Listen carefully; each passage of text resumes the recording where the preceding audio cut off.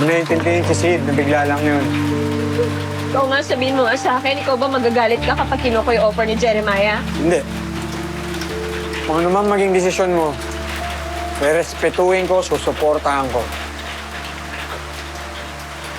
Hindi ko na alam gagawin Timoteo, gulong-gulo na ako. Bakit di mo simulan sa pagpunta sa reunion? O di kaya gawin mo yung nasa bucket list si Jeremiah. Ayaw mo nung nag-walkout ka.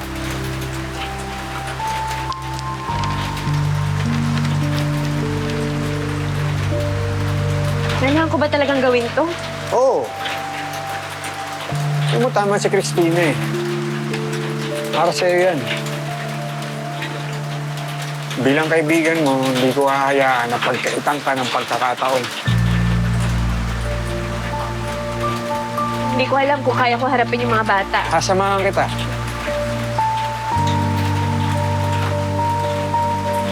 Mika, ito ang nagturo sa akin na pag gagawa ako ng desisyon, wala akong iniwan. Dadamayan tayo, Mika, dahil pamilya tayo. Kahit anumang nangyari, hindi ko hahayaan na harapin mo ito mag-isa. Salamat, Cho.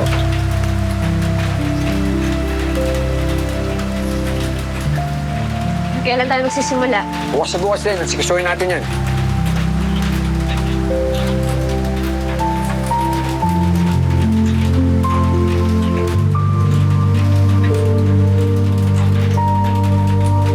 Hanapin ang mga dating estudyante ni Nika at imbitahan ang mga ito na pumunta sa homecoming.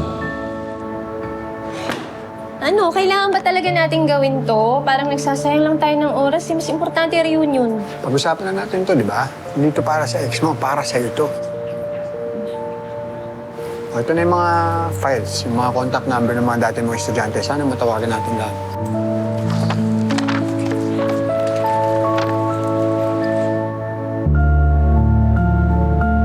Hello? Yes po. Sino po sila? Si Ma'am Nika mo to. Naalala mo pa ba ako? Ay, imbitahan sana kita may reunion mamaya. Pupunta yung mga kaklase mo. Makakapunta ka kaya? Ngayon? May trabaho kasi ako, mami. Ganun ba? O sige. Sige. Naintindihan ko naman. See you soon. Wow, lalim yan ah. Wala eh. Kung hindi makakapunta eh. May kukunin ako sa taas ha. Saglit lang. Hanapin si Mrs. Cabrera para kay Nika. Sino kayo? Kung may mga binibenta kayo, hindi ako interesado sa kung ano man ang mga binibenta nyo. Ma'am, good afternoon po. Hindi niyo po ba ako naalala? Nika. Si Nika po ito. Nika? Nika Soriano? Opo. Kamusta ka na?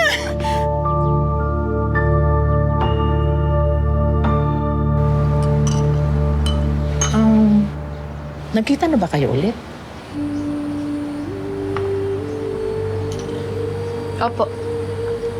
Siya po nagpapunta sa akin dito. Ganun ba? Sige. Alam mo naman na suportado kita palagi. Pero pag mali, hindi ko kukonsintihin yan. Naku, ma'am, matagal naman na ho yun. At saka ano naman ho, nakamove on na ho ako. Wala naman na rin ho akong ginagawang mali. Eh, mabuti naman kung ganon. Kalimutan na natin yung mga nakaraan.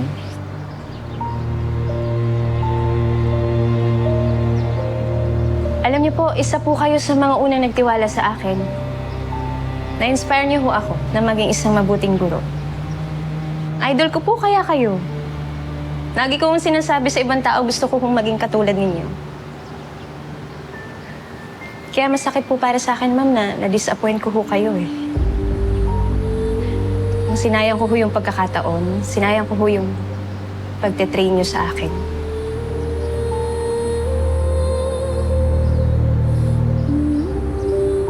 Nika, kahit kailan, hindi ako na-disappoint sa'yo. Oo, nakakagulat lang na may ganong nangyari sa inyo ni Jeremiah, pero kilala kita. Mabuti kang tao. Natukso ka lang.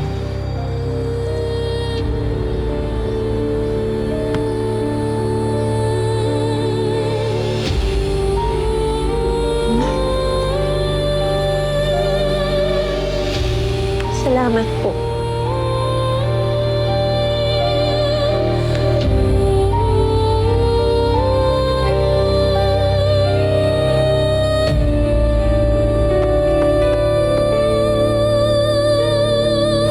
Basta napakiramdam mo. Basta. Magkaan. Kasi nakausap ko na si Ma'am Cabrera. Alam mo, all these years, akala ko galit siya sa akin, kaya disappointed. Bakit mo kasi iniisip yun? Hindi ba siya pa nga nagpakilala sa'yo kay sister? Hawak ko kasi yung pangalan ng school, tapos ako yung tinitrain niya na papalit sa kanyang principal. Kaya nung nangyari yung nangyari, feeling ko talaga galit siya sa akin. Uy, thank you ah. Kasi pinilit mo akong kausapin si Ma'am Cabrera. Kundi dahil sa'yo, feeling ko habang buhay kong bubugto. Sinusuklian ko lang yung kabaitan at pagtanggap na namin ng mundo sa'yo. Pamilya na ang turing ko sa'yo at ang pamilya hindi nag-iiwanan, tutulungan. Visual ko. Ay, naku, kahit kailan talaga may pagkahambog ka minsan.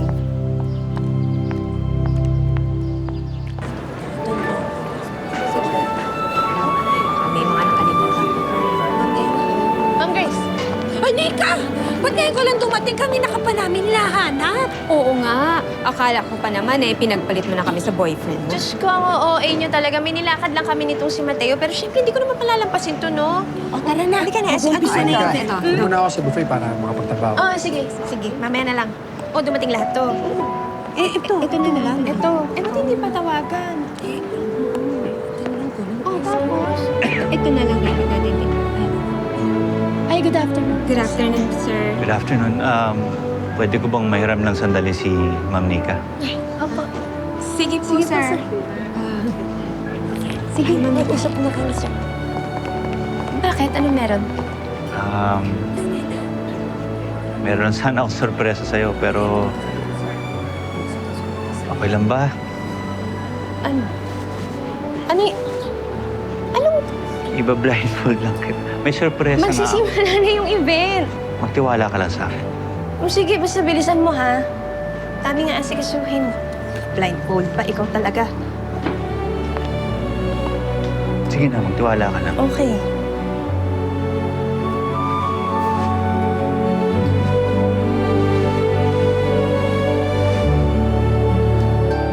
Wala ka nakikita, ha? Wala.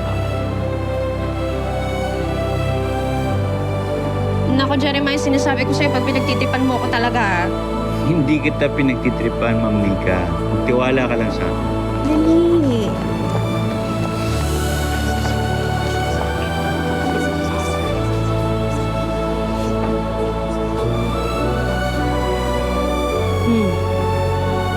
Ready ka na ba? Oo, ano ba to?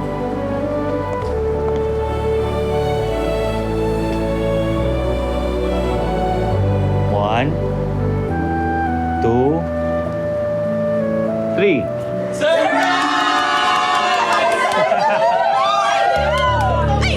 Akala ko ba hindi kayo makakarating? Hello? Sorry na, ma'am. Sabi kasi nito ni Sir Jeremiah, secret daw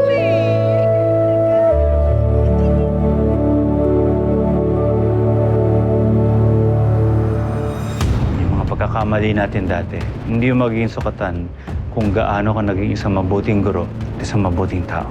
Tsaka syempre, malaking desisyon yun, no? Hindi naman ako bara-barang mag-yes or mag-no. Tsaka syempre, kayo, malaking factor kayo sa desisyon na yun. Basta mag-iingat ka, ha? Balitaan mo kami kung anong nangyari sa'yo. Don't you understand? Weakness ni Josh ang pagmamahal niya sa'yo. That's your opportunity. Or we lose our chance. Will you marry me? Hello mga kapatid, this is JM De Guzman of My Best Friend Eman. Tuloy-tuloy na natin to, best friend. Next video na agad. At huwag kalimutan na mag-subscribe sa TV5 YouTube channel.